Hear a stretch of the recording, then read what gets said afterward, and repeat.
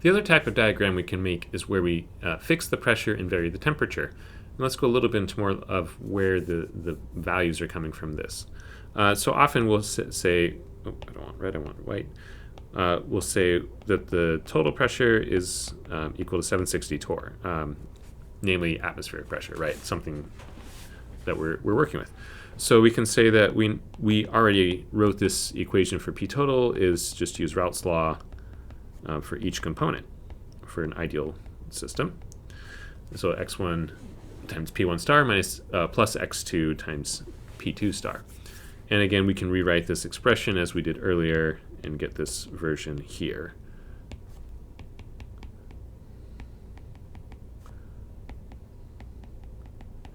All right, this is making the substitution that x2 is equal to 1 minus x1. So just make that substitution in here and you can get this final form down here. So we can write this now that x1 is equal to P2 star minus, and set this equal to 760 torr, minus 760 torr divided by the difference in the vapor pressures. Okay, so now we have x1 as a function of the vapor pressures for the pure substances. To be able to make a plot out of this, we need to know how do P1 star and P2 star change with temperature, to be able to, vary the temperature and see how this changes. So this is not as straightforward as our other plot where we had a fixed temperature. Okay, and so we need to know that to be able to make the plot.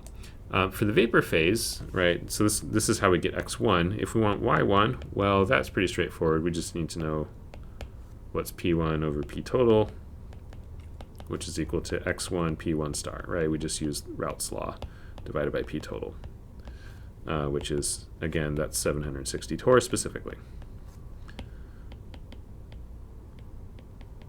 Okay, so we can get this, and we can combine these to make a plot, and this is our plot over here. So this is our temperature composition diagram. We are again looking at 1 and 2 propanol because that behaves nice and ideally. Unlike the last one, you'll see that neither of these is a straight line in this case. On the last plot, you may have noticed that the top line, the vapor line, was a straight line because it follows Raoult's law.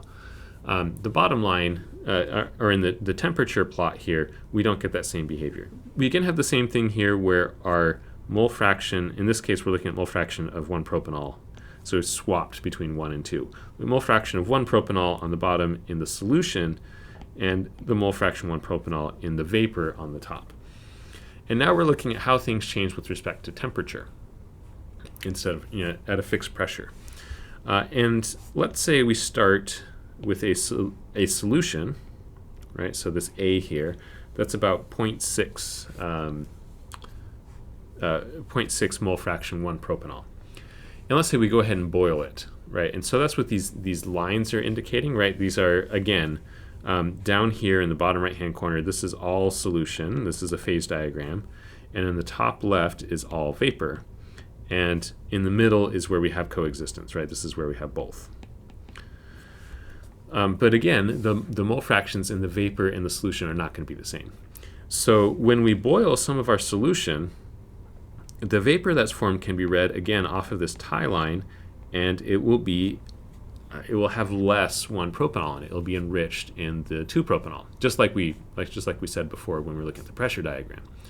Now, if we take that vapor that has evaporated and then condense it, we will get a solution that has that same mole fraction, that has a lower mole fraction of 1 propanol. If we then boil that solution, we will then get decrease again in the mole fraction 1 propanol, and we can condense that vapor down. And that's this process here is what's known as fractional distillation. And as we keep boiling our solution and then recondensing it and evaporating again, recondensing it, we are enriching the vapor in 2-propanol. And eventually, we will get down to a solution that only has 2-propanol in it, and the mole fraction 1-propanol is 0. And so you would end up with, in your original flask, you'd have just 1-propanol left behind, and whatever evaporated and then recondensed eventually would turn into 2-propanol. And so this is a way of separating out our two things that we have in a mixture here. Now, how do you actually do this? This idea of distillation is a very, very powerful tool that chemists use, and it's done on massive scales. Obviously, we think of distillation of alcohol as one particular example of this, but this also applies to a lot of refineries in terms of the petrochemical industry and being able to separate out different types of hydrocarbons and things like that from oil. So just as an example of what this might look like, this is a figure from your textbook that I'm going to copy over here. And this is a basic idea of a distillation apparatus. Let me make it bigger. But you have your, down here at the bottom here is where you have your mixture. Right, so this is your starting mixture. And then you evaporate that. This has a heating mantle under it, and as it evaporates, it goes up into this column up here, and it's packed with glass rings. And what those glass rings do is it allows you to, it allows the vapor to condense and then re-evaporate. And so you don't just have the vapor just sort of sitting there. It condenses, re-evaporates, and does that process that we just saw. And when you get to the top here, so in our example, down here, once you were done, you'd have just 1-propanol left down here, and all of your 2-propanol, the more volatile component, would be up here going to the collection flask. And then you have a condenser here. The condenser here is just to keep the vapor from escaping into the rest of your system or whatever. And often there's a thermometer on top. That's what's indicated here, so you can keep track of what the boiling temperature is and things like that. Now you can do this on this little scale like this, or you can also do this on a gigantic scale. And so copying over another picture that I have. So this is, I think I got this off of Wikipedia if I remember right. These are giant distillation columns that are used in sort of for like a, this would be, I think, this is probably from an oil refinery if I had to guess.